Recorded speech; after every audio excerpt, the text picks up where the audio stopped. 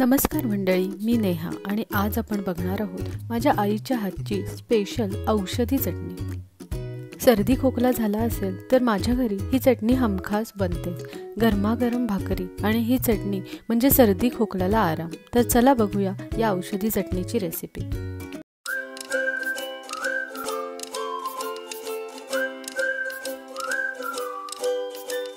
यासाठी आपल्याला साहित्य लागणार आहे। 1 वाटी सुके किसलेले आणि भाजलेले खोबरे, 15 ते 20 छोट्या लसूण पाकळ्या, थोडेसे तीळ, जिरे, 1 चमचा ओवा आणि 10-12 काळी मिरी। याचबरोबर आपल्याला लागणार आहे थोडीशी साखर, तिखट पावडर, हळद आणि मीठ।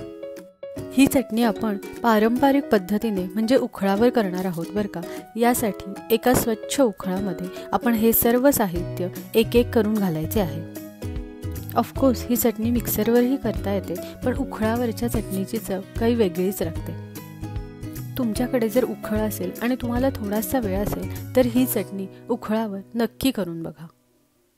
ही चटणी उखळावर छान कुटून घ्यायची आहे। ज्या ज्या लोकांकडे उखळ आहे त्यांना ही चटणी करण्याची प्रक्रिया नक्कीच माहीत असेल।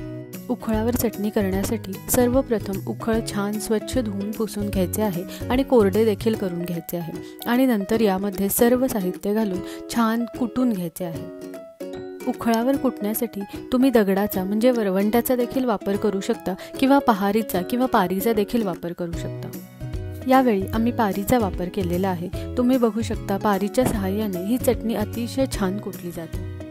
चमच्याने एकसारखे हलवत ही चटणी अगदी बारीक होईपर्यंत कुटायची आहे। थोडे कष्टाचे काम आहे, पण या चटणीची चव कायमस्वरूपी आपल्या लक्षात राहते। आपल्या व्यस्त जीवनशैलीतून कधी-कधी हे पारंपरिक प्रकार पारंपरिक पद्धतीने करण्यात आणि खाण्यातही खूप जास्त मजा येते। या उखळावर चटणी बरोबरच वाटणही खूप छान होते, तसेच इडलीचे डोशाचे पीठही छान होते। तुम्हाला माझ्या आईच्या हातच्या अशाच काही रेसिपी बघायला आवडणार असतील तर नक्की मला कमेंट बॉक्समध्ये सांगा। तुम्ही बघू शकता अतिशय छान अशी आपली चटणी तयार करून झालेली आहे। ही चटणी मिक्सरवर अगदी 5 मिनिटात होते, त्यामुळे तुमच्याकडे जर उखळ नसेल तरी देखील मिक्सरवर ही चटणी नक्की करून बघा। ही चटणी गरमागरम भाकरीबरोबर अतिशय सुंदर लागते आणि यामध्ये सगळे औषधी घटक असल्यामुळे सर्दी किंवा खोकला झालेला असल्यास आपल्याला एकदम आराम वाटतो। ओवा आणि मिरीमुळे कफ झालेला असल्यास तो कफ कमी होण्यासही खूप मदत होते।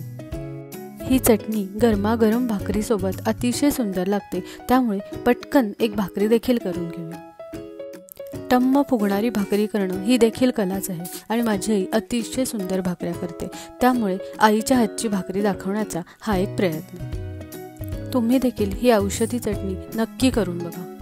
मला खात्री आहे तुम्हाला देखील ही चटणी नक्की आवडेल। ही रेसिपी नक्की करून बघा आणि तुम्हाला रेसिपी आवडली असेल तर नक्की लाईक शेअर करा आणि माझ्या चॅनलला सबस्क्राईब करा। तोपर्यंत happy cooking, stay fit and eat healthy. भेटूया अशाच नवनवीन रेसिपीसह पुढच्या भागात।